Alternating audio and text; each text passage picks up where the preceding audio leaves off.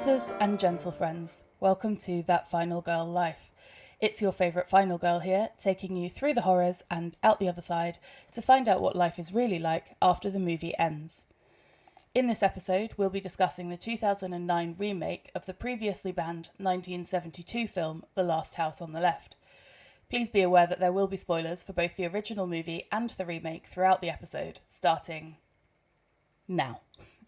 We have to discuss the remake because in the original, Mary isn't a final girl. She only survives in the 2009 version.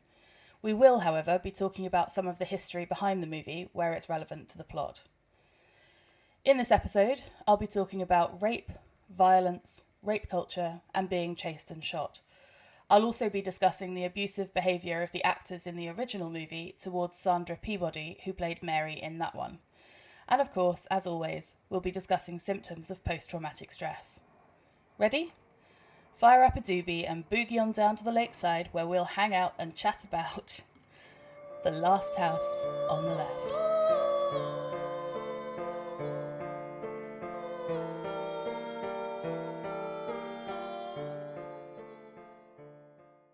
We open with two cops driving a prisoner between locations.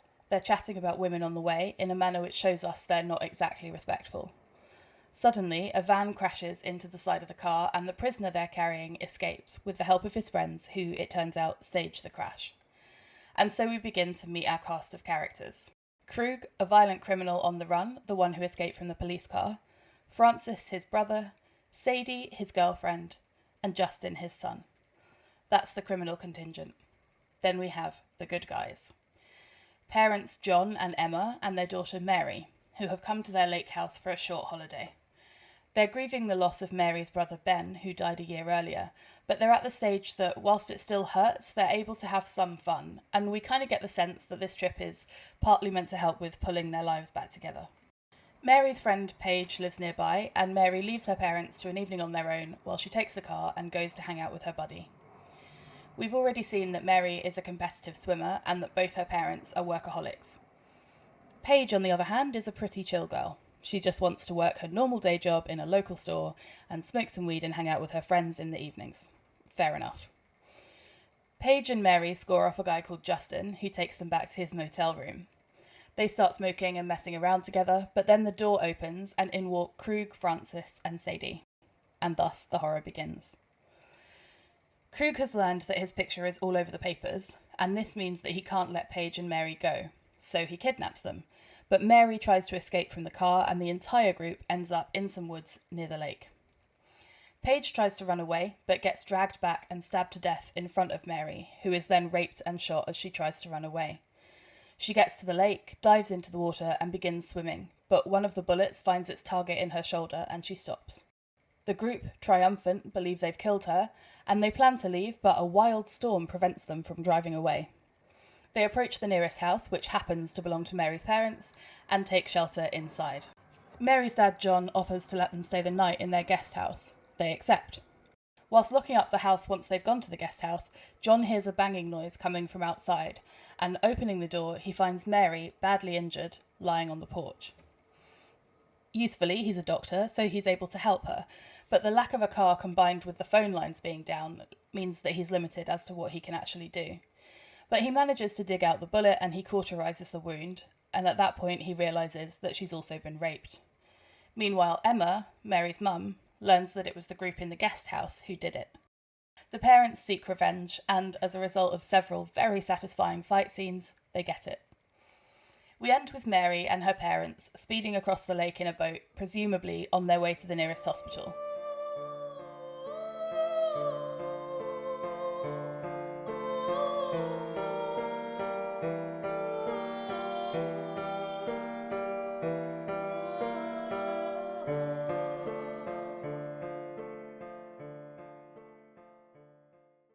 I'm going to try something a little bit different with this episode. With all of the others, I have written a full script beforehand, and then I've read the script off the page. So I kind of wanted to try one where I'm doing a bit more of a casual vibe. So I have made notes, but I haven't written a full script. So I'm just going to kind of riff off the notes that I've been making all week. And then let's see if you like it. If you hate it, please tell me, don't be shy. I presumably I'll get better at not saying all the time eventually. But but I realised that when I'm listening to podcasts, what I really like is the kind of casual vibe and the feeling of sort of getting to know the host as well a little bit. And I do share quite a bit of my own life as well, as I'm sure you've already learned on the podcast. So I thought, let's give this a go. Like I said, if you hate it, please tell me. If you love it, please tell me. I'll see if I hate it or love it, and we'll see what I decide to do next week. So first of all, let's talk about the setup of the movie, how we come to understand who Mary even is, and kind of what gets established while we're watching. So first of all, we have the scene where the majority of our main characters meet for the first time. We've already met Mary's parents, and we've discovered all sorts of things, like they're middle class, they're hardworking, their son has died, they have Mary. They're like nice parents, you know, there's like a real sense of like, this is a family that actually gets on. And then a bit later we meet Paige and then the criminal gang. So in this scene where they all meet at the motel, we establish a few things. We establish that Mary is a good girl, which we kind of already knew. We get the sense that Paige is sort of naughty, but still likeable. Like, she's not a bad girl as such, but she's like from the wrong side of the tracks. So we're allowed to sympathise with her, but we can't care about her too much, is kind of the vibe I got. We learn that Justin has a soft side, and we also learn that the criminals are definitely the baddies in this film. There's no kind of ambiguity on that front. And we also learn that they're not middle class. I kind of wanted to initially pick up on this class thing though, because it was one of the first things I noticed. I think being from a really, really low class background, like so low that I'm basically underclass in the UK, like people say it's upper middle and working. It is, but there's also like a benefits underclass that people don't really talk about except in the Daily Mail, which is, you know, people who grow up on benefits, people whose parents weren't working for whatever reason. That's the kind of background from which I am watching the film. And so one of the first things that struck me was this massively obvious class difference between Mary and Paige and Justin. And mostly as a result of that, one of the first films that this one reminded me of was Eden Lake, which I really love. I think it's fantastic. I love a bleak movie. And what I love about Eden Lake, I think, is that it started and I found it really hard to empathise with the main characters because I felt like they were kind of dicks. I don't know, they had this vibe, this like air of entitlement to them, where they were like, well, we're entitled to our nice quiet holiday. How dare you plebs be here making noise? And admittedly, the consequences that they suffer for that are disproportionate, to say the least. However, I really liked it as a kind of demonstration of class differences and of like just how clueless people can be when they come from a background that allows them to think it'll never happen to me. So I thought of Eden Lake, but I feel like in Last House on the Left, Mary and her family are much more sympathetic than the Eden Lake characters whose names I can't remember at this point. It's been ages since I watched it. We kind of see this family together and they seem happy and they seem to actually love each other and they're like warm and kind and like joking around a little bit with each other. And we also learn obviously that they've lost their son, which adds a layer of sympathy, right? So like we were already set up to like them, but also they're dealing with something that's genuinely horrible and that could really happen to anyone. And I didn't know at that point which way it was going to go and whether Mary was going to survive the ending, which obviously she does, or we wouldn't be here. But it was immediately obvious, in a way that it wasn't in Eden Lake, that we were supposed to sympathise with Mary and her family more than with the criminals. So I was like, oh, this is interesting because it's got that kind of like goodies and baddies thing that you don't always see in films nowadays. Like you tend to see that kind of more prior to 2000. And I would say like films that have been made this century tend to be a little bit more like ambiguous, morally nuanced. So I was immediately kind of struck by that. Once I learned a bit more about the films, both the original and the remake, I wondered if there was something about the actors also being from different class backgrounds, which was the case in the original.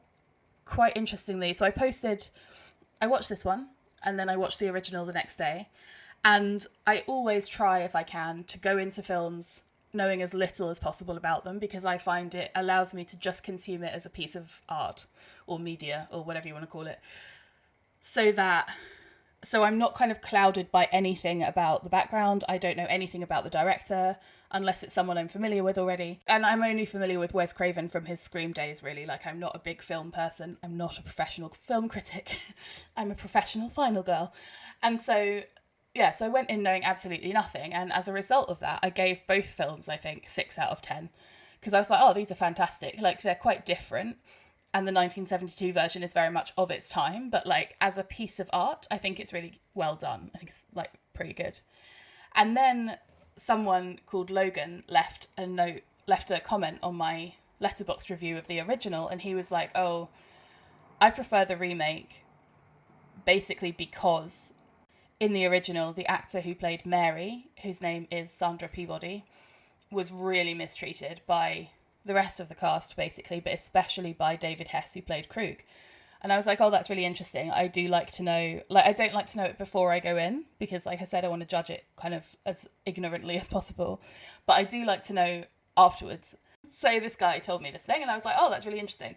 And then we ended up having, you can see it on my Letterboxd if you click through, and I'm also going to leave some links in the show notes to his blog and to some other stuff that he's published, because he's a bit of an expert on Last House on the Left, the original, specifically on the treatment of Sandra Peabody in that movie. And I just like that someone's that passionate about someone being treated badly. But B, I think it's really interesting to kind of know, and especially because it kind of plays into the actual themes of the movie. So one of the things that Logan linked to was a kind of 40-minute documentary. And so I watched the whole thing. And it was really interesting, actually. But one of the things that they were talking about in the documentary was the others were from backgrounds that were much less nice than Sandra Peabody's. And at one point, David Hess calls her a repressed Protestant. And I think there's just something really interesting about the fact that it almost feels like, and not almost, it does feel like in the 1972 movie, these people sort of just played themselves and played out what could have actually happened. Some of the things that David Hess, A, says about Sandra Peabody and B, admits to in interviews are just horrific. And if you feel like you can stomach it, I would recommend looking into it. But I was like, I wonder if there's a similar thing going on in the new version. Luckily, Sara Paxton, who plays our final girl, Mary, talked about feeling really safe, feeling really good with the actors, talked about how they were all really good friends by the end of it. And so that obviously made me feel much better about the film. But I did wonder if there was a similar kind of vibe in this one, or whether the class differences were more subtle. And I also wondered about, like, societal change and how, you know, like, more working class people go to university now. So, like, I'm the first in my family to have gone to university. But when I went to university, there were quite a lot of people who were also in that situation. So I wonder whether, like, for my generation and sort of Gen Z, Gen Alpha, I wonder whether class differences, like, whilst still being relevant, are a little bit easier to transcend than they might have been, like, back in the 70s. So I thought that was interesting, both the kind of the class question being pointed to in the film, but also it being played out behind the scenes as a kind of setup for both films, really, because the new one is directly based on the original. And Wes Craven, who directed the original, is a producer on the 2009 version. And he chose the person who was going to direct it. So they're very linked, even though the new one is, I agree with Logan here, vastly better because no one was actually harmed in the making of it. The main set of stuff that happens to Mary remains pretty horrific in this one. It is in the original, it is in this one as well. So what happens to her? Well, she gets kidnapped. They get put in a car and driven away, and in the new version, it's because Mary tries to escape that they end up in the woods. She kind of directs the car closer to her parents' house, and then she tries to flee to her parents' house, doesn't get that far, but does at least get them pretty close. While they're in the woods, Paige tries to run away. She sees a construction site and tries to, like, call for help, but no one can hear her over the noise, and so she gets stabbed to death in front of Mary. And Mary gets raped and then shot when she's swimming away. So she has a lot of like really terrifying things happen to her, as did Sandra Peabody in the original, who her character is also called Mary. But I felt like, I don't know quite how to phrase this. In the original, I felt like the sex and violence were the point of the film, and not in a good way. So like, I thought it was well done when I watched it before I knew all about it. But it turns out that the acting was so good because it wasn't acting, and I sort of don't think that really counts then. But also, it felt like, so I added it to my letterbox list, which I call Edgelord Horror, which has stuff on it where I'm like, you just made this to show us how edgy you are. Like, grow the fuck up, you know? So stuff like Last House on the Left, House on the Edge of the Park was already on there. Things like August Underground is on there. What's the other one I was going to say? Oh, Cannibal Holocaust from 1980. Which again was like banned in a bunch of places, and there's a particularly graphic rape scene in that. Again, I don't know. I think there's actually some ambiguity. I vaguely remember Googling it at the time and learning that there was some sort of ambiguity about the extent to which the actor who was raped in the scene consented to everything that was going on.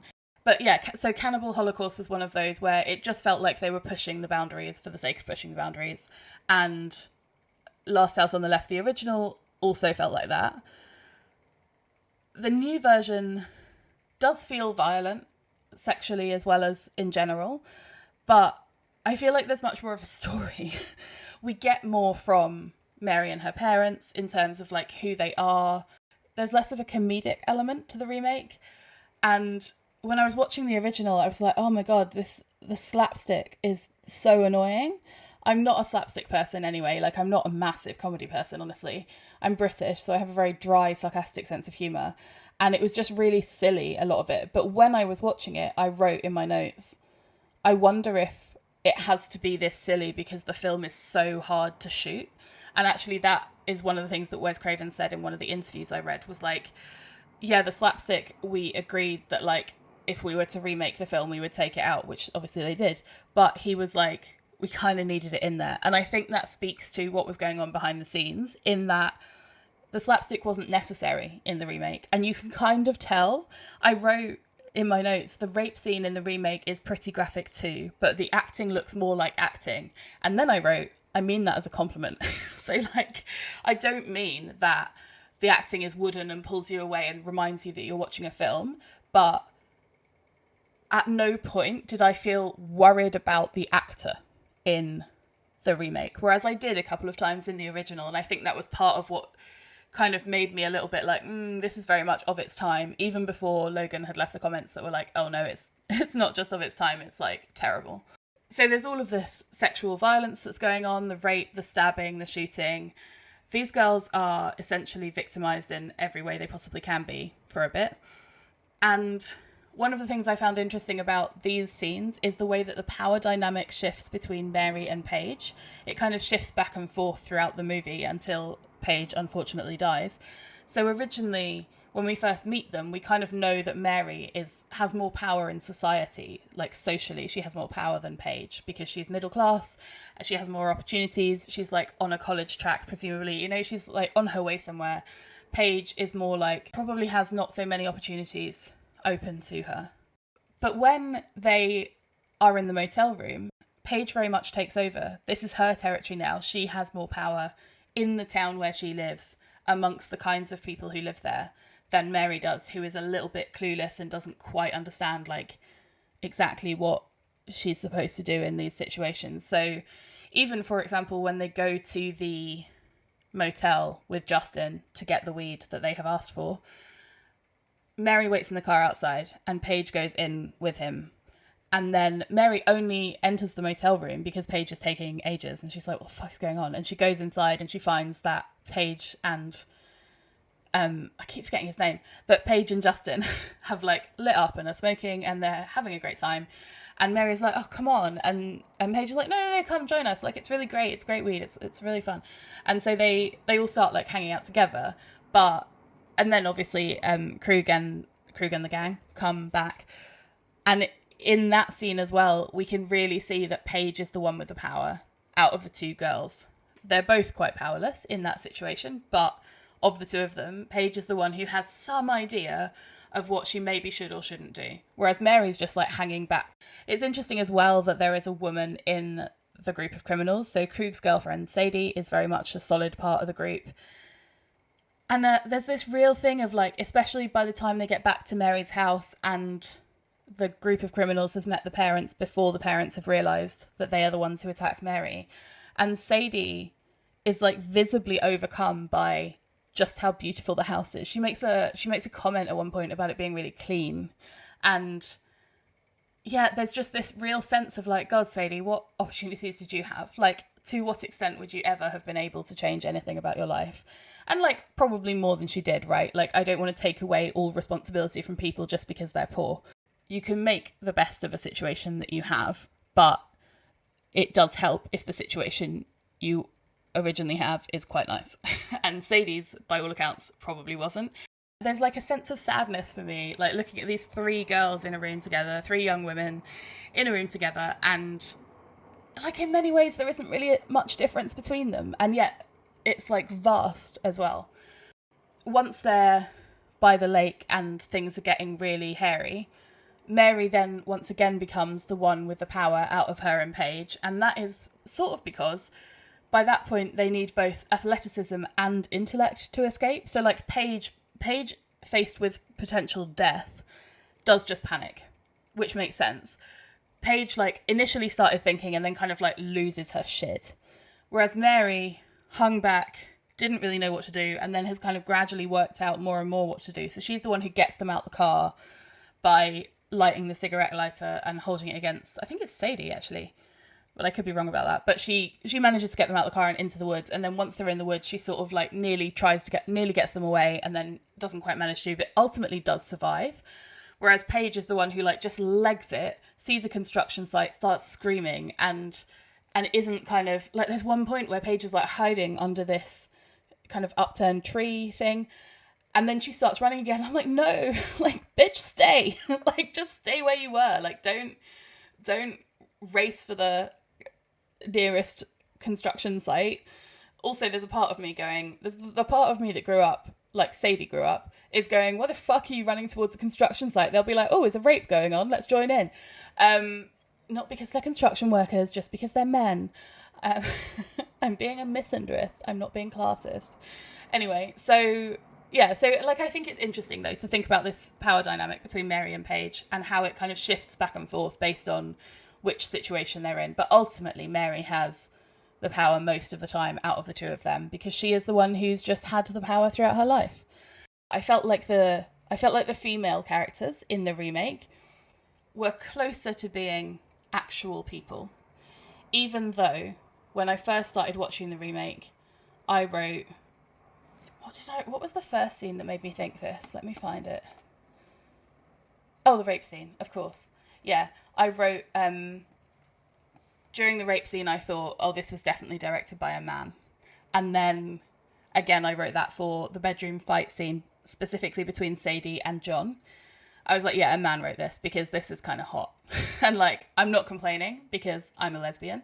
But, like, yeah, it's got, like, a kind of objectifying gaze still, even though the women are somewhat more well-rounded characters. So I thought that was interesting. There's something about, like, making women less passive, but they're still naked and bleeding. That's a choice, isn't it? So, we're here largely to talk about the aftermath, which we haven't talked about yet. What will Mary's life be like once she's survived all of this? She's sort of had some interesting life lessons, and some of them have been, like, potentially quite useful. So, for example, at the end of this movie, the parents speed away in a boat with Mary, taking her to the hospital, but they've also saved Justin. Justin is the boy who they originally meet, who they buy some weed from, who is the son of Krug, and he's a good boy. Like, you can just tell he's a sweet boy. Like, he lets the girls dress him up in the beginning. Like, he's hanging out with them. He's not trying anything. He's being nice and sweet and respectful. He visibly doesn't want to get involved with what the others are doing. And, like, at times he's kind of forced to do some things, but you also really understand that he doesn't want to. And so there's this, like, quite nice level of nuance in both just in Justin's character, which actually is the same in the old one, although the actor who played him, not so much if you watch the interviews. But in the new one, there, like, the saving of Justin kind of gives this idea of, like, we too can understand this level of nuance, even when our daughter has just been raped and nearly killed and her best friend has, or I don't know if it's her best friend, but her friend has just died. Like, we can still understand that this boy who, like, handed us his gun so that we could kill his dad and his dad's girlfriend, like, this boy is not totally innocent and blameless, but is not guilty either, really. Certainly not anywhere near to the degree of his dad. And so I was like, that's an interesting life lesson to take away from this. And I wonder what will happen between Mary and Justin later. Like, will they be friends? Will she come to an understanding of how all of that ended up happening by getting to know Justin a bit and understanding his world? I also then wondered if the movie was setting up Justin to replace the lost brother, whose name is Ben, I think. And I was like, that would be kind of weird. But, like, also could sort of work. Like, there is this sense of, like, at the beginning of the film, it's a family minus one.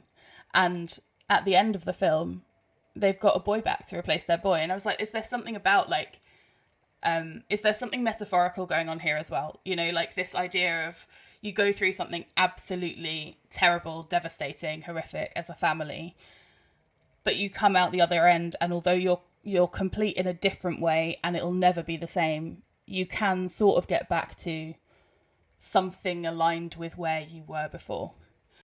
But the amount that Mary will have to deal with after this is just, I mean, it's too much, right? It's too much for anyone. However, she's a final girl, and we are particularly good at dealing with shit that other people can't even fathom. Her parents will be really relieved that she isn't dead, but both the knowledge of what she went through and the fact that they've already lost a child to death, like, that's really going to haunt the family as a unit and also each individual. Mary is the only final girl we've covered so far who is still living with her parents as well, and I kind of hadn't clocked that until I started making notes, and then I was like, oh, that's actually really interesting, because obviously it makes a big difference to what happens to her next, right? Like, most final girls, kind of almost by definition, have to deal with everything on their own afterwards. Like, they don't have families. If we think about, so, like, Cecilia from The Invisible Man, obviously her husband had to be killed because he was the one who was victimizing her. Her sister got killed during the events of the film. Her best friend is still around and is still her friend, but, like, there's definitely a kind of a bit of a wedge between them now, or, like, some layer of not quite trusting each other that there wasn't before. Danny from Midsummer, obviously her whole family dies at the beginning of the movie, and then she burns her boyfriend to death, and now she's in a cult. Like, and if she decides to leave the cult, like we discussed in the first ever episode, if she decides to leave the cult, she will very much be on her own. So, like, most final girls, because of what has happened to them in the films, get to the end and they're like, shit, now I have to somehow pick up on my own. But Mary doesn't have that problem, which on the one hand is really good for her. Like, I'm sure her parents will help her. Like, she's already still living with them. I'm sure they'll be supportive. They seem absolutely lovely. At the same time, that gives her a bit less autonomy. And I can imagine her parents becoming beyond overprotective. She's not 18 yet. I believe she's 17 in the film. And so there's, like, a limit as to how much she can put her foot down and be like, no, I'm doing it anyway. Her mum was already, like, erring towards overprotection following the death of her brother. But I imagine Dad might also take a step further in that direction, and Mum will probably be, like, off the scale. I think as well that Dad might blame himself because he gave her the car keys even though Mum wasn't sure. Now, like, obviously he shouldn't blame himself. It's not in any way his fault. He was just being nice to his daughter. But the reality is he gave her the car keys, he gave her a bunch of money, she drove off in the car and bought some weed with the money and then ended up in the situation she ended up in. So I can imagine him really blaming himself, really feeling terrible about that. We live in a society where men are not encouraged to share their feelings. That is a problem. Things like the death of a child already drive wedges between families, and it's really hard to recover from as a couple.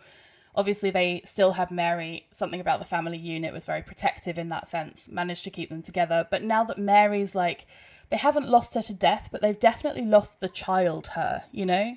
She's definitely different now. And that's going to have an impact on, I guess, kind of how they are as a family and whether they survive as a family. So Mary's going to have some shit to work through, basically, and is going to have a difficult time with her parents, I think, even though it would probably be even more difficult without them. I was also thinking about her shoulder. So she was a competitive swimmer, and I'm from the UK, as you can probably tell, but Mary is in the US, and I understand that a lot of the time, if you want a scholarship to college in the US, you get some sort of sports scholarship.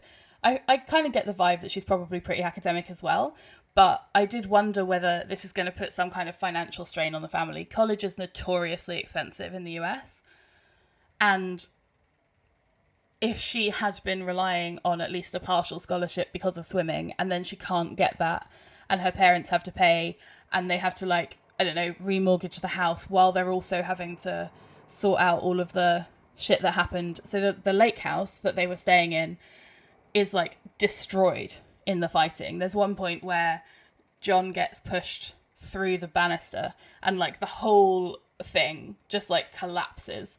So, like, the house is trashed, very much so, and is going to need a lot of work. But also, like, emotionally, that's going to be a really big thing. If they have to do that at the same time as they're trying to pay for Mary to go to college, that's going to be a huge financial strain. Will Mary even get to go to college? How disabled is she as well? We don't know that in the film, really. We see that she got shot in the shoulder, right? Which means, presumably, that swimming is going to be harder. Certainly in the short run. Probably also in the long run. Even if she gets back to, like, being able to properly swim, she probably won't be competitive anymore. And also, that disability, whatever disability results, will be a constant reminder of what happened to her. And even if miraculously the bullet didn't, like, do any huge damage and she gets fixed and it's all fine, when she's, like, 75, if she gets to that point, and her body starts to kind of, like, slow down a bit and she starts to get some arthritis and all of this stuff, all of that is going to affect, first of all, the shoulder that was originally injured, plus any subsequent injuries she might have had. And that is going to bring up some shit. Even if she has somehow managed to never think about it for the rest of her life, at some point she's going to be like, okay, but my shoulder hurts because I was shot. And that is the sort of thing that can just come back to haunt you at, like, really random moments and is really actually quite difficult to live with. But I was thinking about the kind of future reminders in terms of her shoulder, like the impact that will have. Like I said, even if she's sort of fine, she's not going to be ultimately fine, and the shoulder will haunt her to some degree. But also, like, future boyfriends, sex, stuff like that. It's not explicitly stated that she's a virgin in the film, but we sort of get a virgin vibe from Mary. Her name is Mary, you know, like, she's definitely not, like, hugely sexually active. And certainly this is going to have been, if not her first sexual experience, definitely one of the early ones, but I do think probably her first one. And that is, of course, going to have a huge impact on her next ones. So, like, any future boyfriends, she's probably going to freak out at some point during sex. She might freak out, or she might kind of put some defense mechanisms in place to prevent herself from freaking out, and they might be quite weird. You know, she might, if you've seen Obsession recently, so if you see the way that Nikki looks when Bear is fucking her, where there's just this, like, absolute blankness, and she's sort of making the right noises, but her eyes are dead. And, you know, like, that's the sort of thing that can happen to people. Not necessarily, but it can happen to people when they've had a serious sexual assault in their lives, or they're in a situation of, in the moment, being assaulted. So she's probably going to have some issues around that. And also, she's got a scar, right? She's had a bullet in the shoulder. Someone's going to notice that at some point. So she's going to have to, like, and it's probably going to be really random. Like, she's not going to think about it. She's going to be finally healed. She's going to do all of this stuff, like, all of this work, go to therapy, whatever. And then she'll, like, go on holiday with her family, and they'll be in, like, Crete. And she'll have a bikini on, and they'll meet someone, and they'll be like, oh my God, that's a really gnarly wound. Where'd you get that one? And like, she'll be like, oh, fuck. I was thinking about this again with regard to the class discussion from earlier, and I wrote, like, because Mary has a good family around her, she's got devoted parents, like, she's already done a bunch of work to get herself on track to having the future she wants. And she's smart. So she'll probably be kind of okay. And then I wrote, what hope would, for example, Sadie have had?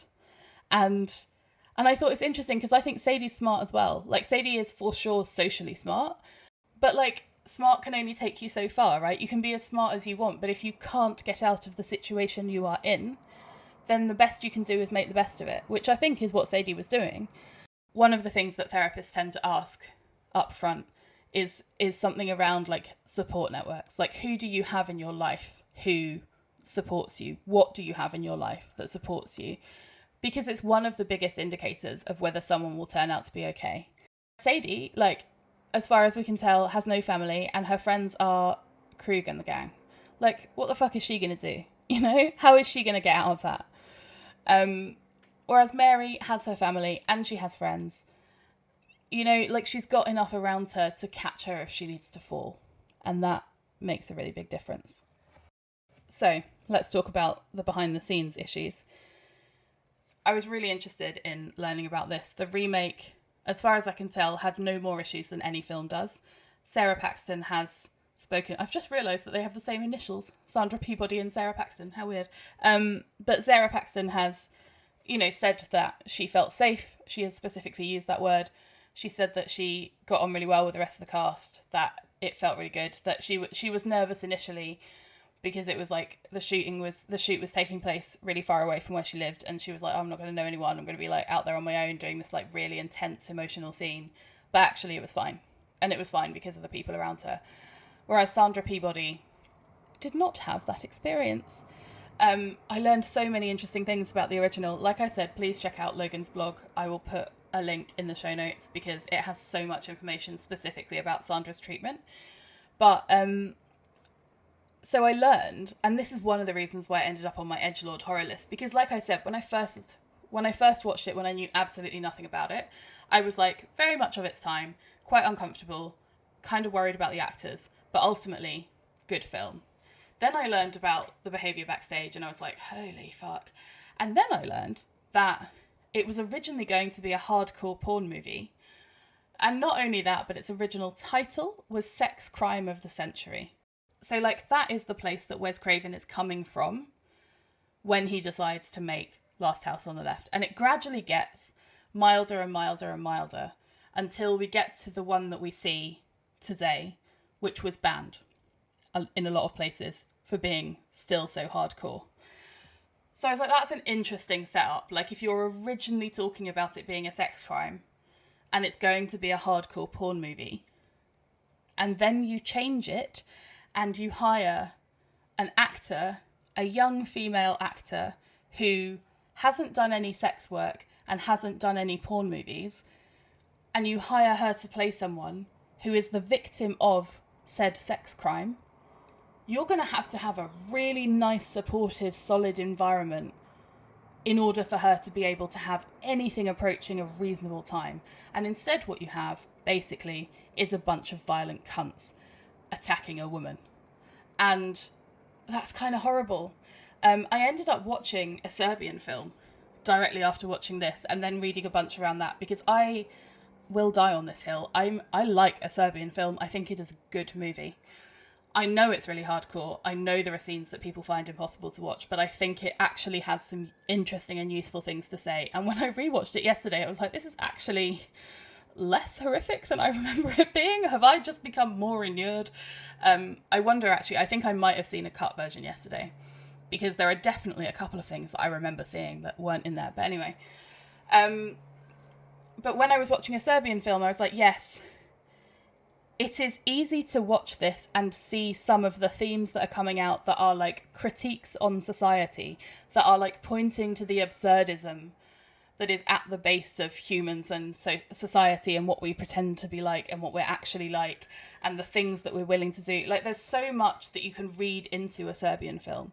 Whereas if you watch The Last House on the Left 72, even if you don't mind rapes, I don't mind a rape scene if it's done well and if the actor is not actually being sexually assaulted.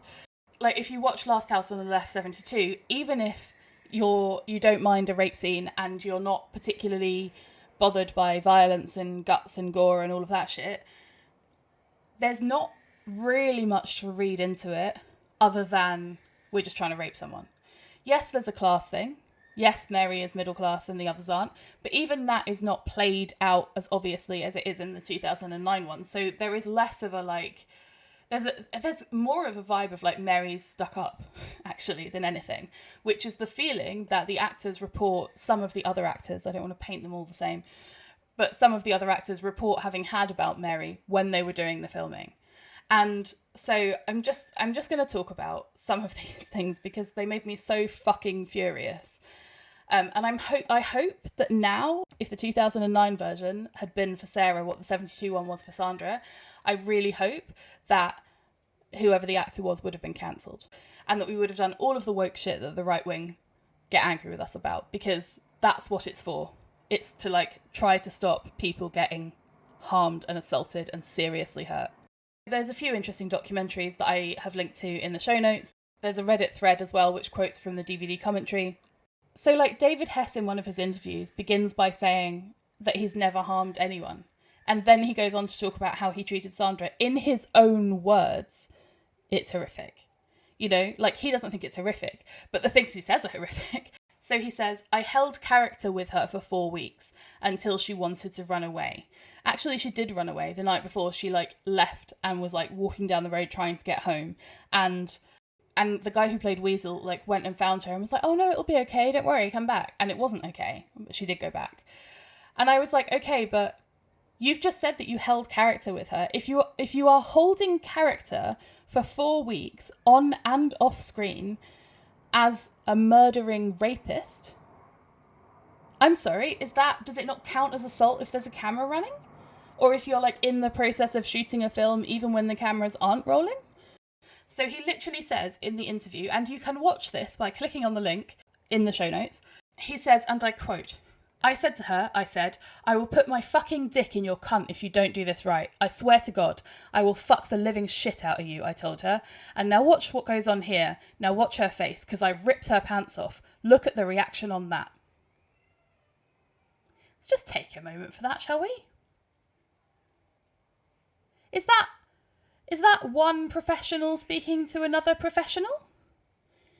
If you were at work and your boss said that to you, would you leave? If you wouldn't leave, is that because you couldn't leave? What the ever-loving fuck? Also, after that, after having said all of that to her and ripping her pants off, in his own words, he then gets on top of her. They're filming the rape scene. And at one point, he looks at Wes Craven. Again, he says this in the interview. You can watch these words come out of his mouth. He looks at Wes Craven and looks at the cameraman and he says, can I? Like, can I rape her? Can I just penetrate her? And he talks about how she is terrified in that moment. And like the way that they're talking about it on this documentary is like she's overreacting.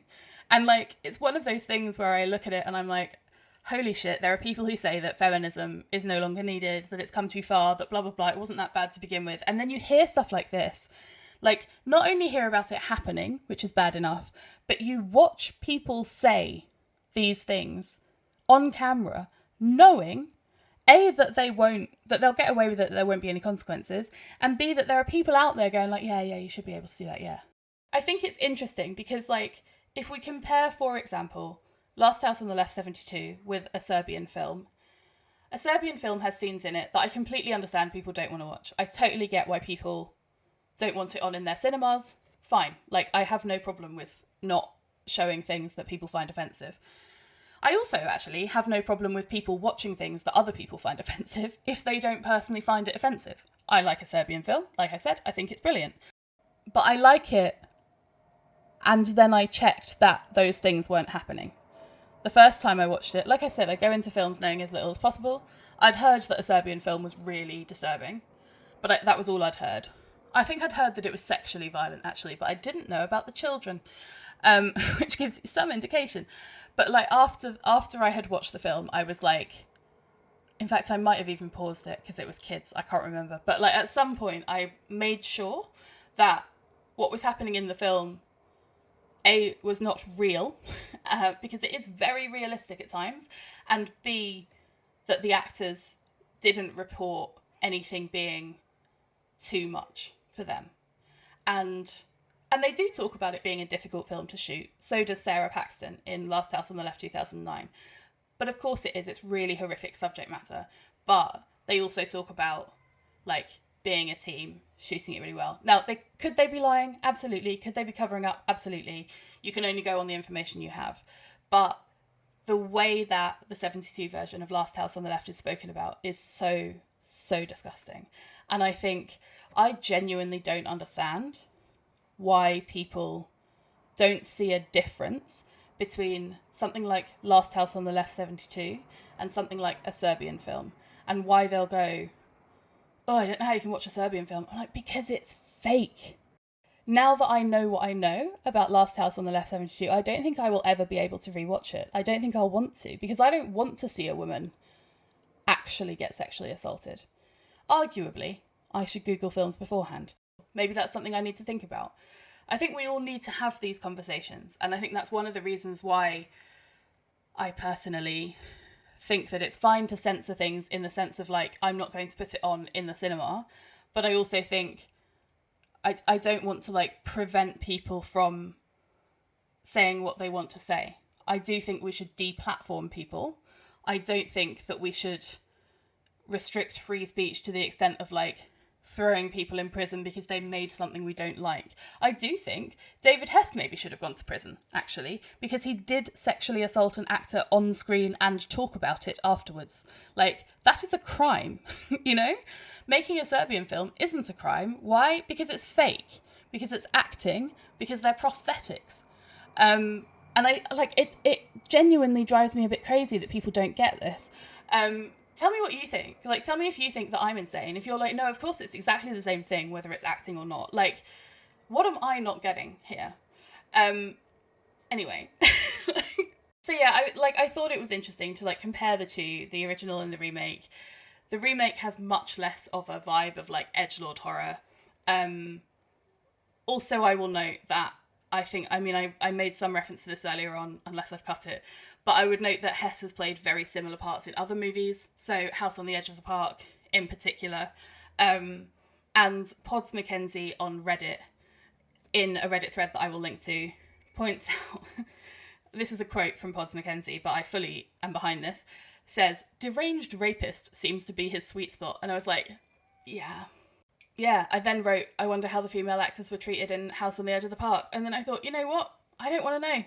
I didn't even get through that movie because it was so, like, blatantly just an excuse to show loads of rape that I was like, I'm not into this. This has no point. I think that's part of it for me, is, like, it has to have an actual point. For me, even if the original Last House had had a point, it still wouldn't be okay because crimes were committed in the shooting of it. And actual crimes, you know, like, they also, like, broke into a national park to film it. I don't give a shit about that. But like, don't sexually assault people. How is that a controversial statement? Anyway, that's the end of the episode. I don't know how this has been. How has it been for you? It being a little bit more casual, a little bit more chatty. Do you like it? Do you hate it? Do you want me to shut up entirely? Not going to do that, sorry. But yeah, do you prefer this or do you prefer the more scripted version? Let me know. The Last House on the Left was directed by Dennis Iliadis and came out in 2009. Our final girl, Mary, was played fantastically by Sara Paxton. You can follow the podcast on Instagram at ThatFinalGirlLife or support us on patreon.com/ThatFinalGirlLife. If you have any suggestions for future episodes, you can email them to thatfinalgirllife@gmail.com. Thank you for listening, and until next time, remember, the horrors persist, but so do we.